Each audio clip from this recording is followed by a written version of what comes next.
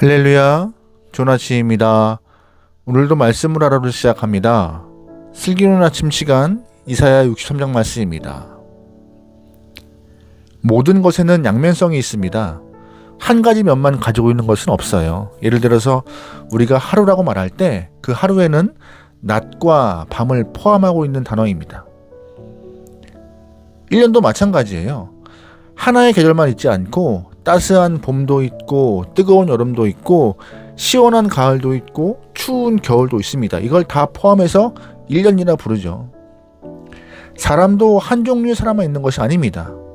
어떤 사람은 인자하고 어떤 사람은 사무적이고 어떤 사람은 즉흥적이고 어떤 사람은 계획적입니다. 각자의 개성과 특징이 있는 이런 인격체를 우리는 사람이라 부르죠. 한 가지 특징만 보고 그 사람을 사람이라 명명하지 않습니다. 그래서 모든 것에는 다양성과 양면성이 존재하는 것입니다. 하나님의 인격도 이 다양성과 양면성이 동시에 존재해요. 일반적으로 우리는 하나님을 사랑이라 규정하지만 하나님은 사랑만 갖고 계시지 않습니다. 무서울 만큼 분노하시기도 하시는 분이 하나님이십니다.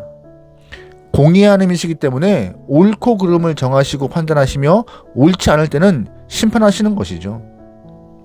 말씀을 보면 하나님은 마지막 창조물인 인간을 위하여서 모든 재반사항을 다 마련하신 이후에 인간을 창조하신 분이십니다. 인간을 위해서요. 하지만 어긋난 모습을 보였던 소돔과 고모라를 보세요. 그 소돔과 고모라를 무섭게 심판하셨던 분도 하나님이십니다. 그래서 지혜로운 성도라면 하나님의 인격적인 부분을 입시적으로 볼 수 있어야 하는 것입니다. 내가 알고 있고 경험한 모습이 하나님의 모든 모습이라고 단정하지 말고 하나님의 성품을 바로 알고 입시적으로 하나님의 인격을 볼 수 있어야 건강한 믿음의 영혼으로 성장할 수 있는 것입니다. 오늘 말씀에서는요, 이사야 선지자가 하나님을 이야기할 때 심판하시는 하나님과 또한 동시에 지극히 사랑이 많으신 하나님에 대해서 동시에 소개하고 있습니다. 먼저 이사야는 심판하시는 하나님을 소개하고 있어요. 1절 말씀입니다. 에돔에서 오는 이 누구며 붉은 옷을 입고 보스라에서 오는 이 누구냐? 그는 화려한 의복 큰 능력으로 걷는 이가 누구냐? 그는 나이니 공의를 말하는 이요 구원하는 능력을 가진 이니라. 아멘. 1절에 보스라는 에돔의 난공불락석을 말하는 것인데요. 하나님께서는 에돔 쪽에서 붉은 옷을 입고 보스라에서 오셨다고 말하고 있어요. 그런데 이 하나님이 붉은 옷을 입고 오신 이유가 뭐예요?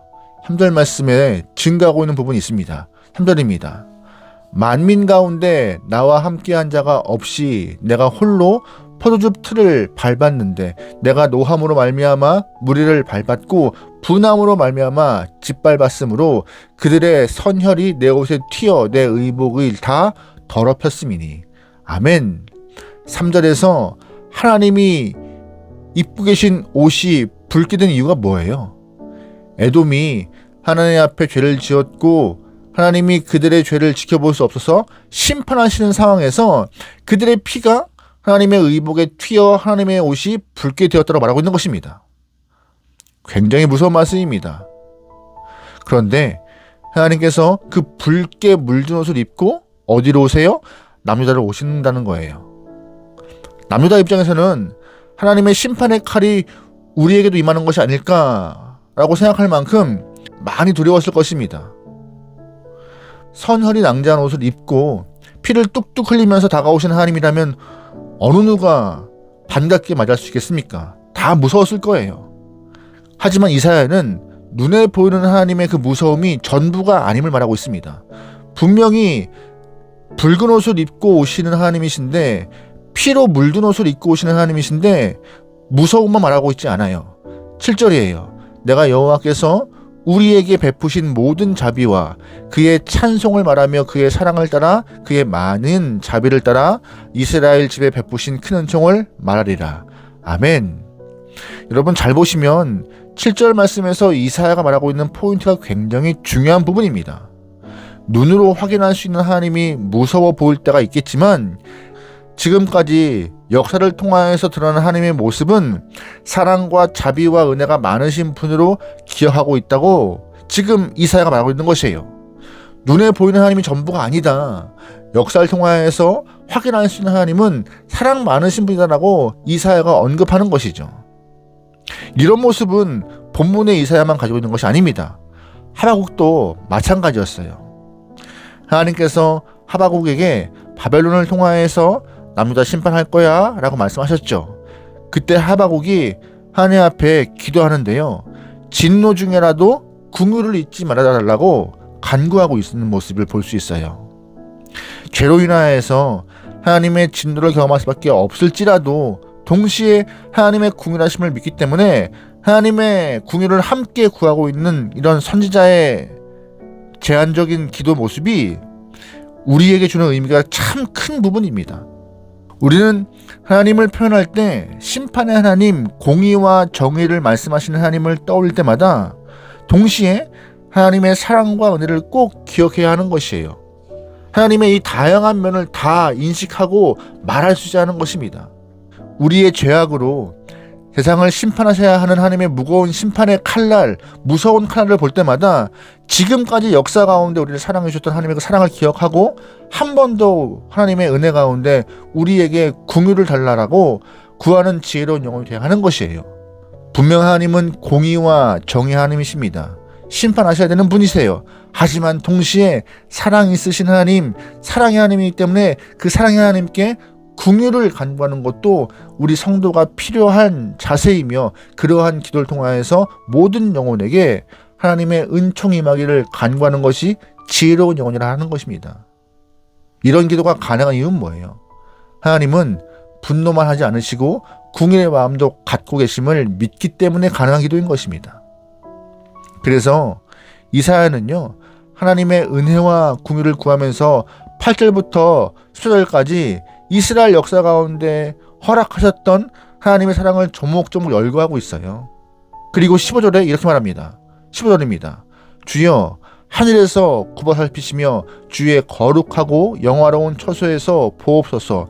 주의 열성과 주의 능하신 행동이 이제 어디 있나이까? 주께서 베푸시던 간곡한 자비와 사랑이 내게 그쳤나이다. 아멘. 지금까지 하나님의 사랑과 자비가 넘쳤는데 이제는 그쳤습니다. 메말랐습니다. 한 번만 이 나라에 하나님의 사랑과 자비를 허락해달라고 이사야가 믿음으로 기도하고 있는 것이에요. 왜요? 하나님은 공의와 정의 하나님이신 동시에 사랑의 하나님, 긍휼의 하나님이니까 사랑과 긍휼을 의지하면서 하나님의 은혜를 간구할 수 있는 모습이 필요한 것이죠. 이런 자세 우리에게 꼭 필요한 모습이에요. 10절 말씀입니다. 여호와여, 어찌하여 우리로 주의 길에서 떠나게 하시며 우리의 마음을 완고하게 하사 주를 경외하지 않게 하시나이까? 원하건대 주의 종들 곧 주의 기업인 지파들을 위하사 돌아오시옵소서. 아멘. 이사야가 하나님의 은혜를 간구하고 있어요. 그리고 긍휼의 모습으로 돌아와 달라고 간구하고 있는 것입니다. 이게 이사야가 입시적으로 하나님을 바라볼 수 있는 믿음이 있었기 때문에 이러한 기도가 가능한 것이었어요. 선지자의 지혜인 것이죠. 만약 하나님의 진노를 경험하고 있다면, 차가운 시간을 보내고 계시다면 지난날 우리에게 베풀으셨던 따뜻한 하나님을, 사랑의 하나님을 떠올리며 여러분 기도하시기 소망합니다. 그러면 사랑에 기대어 간구하시면 하나님이 분명 기회를 주실 것입니다.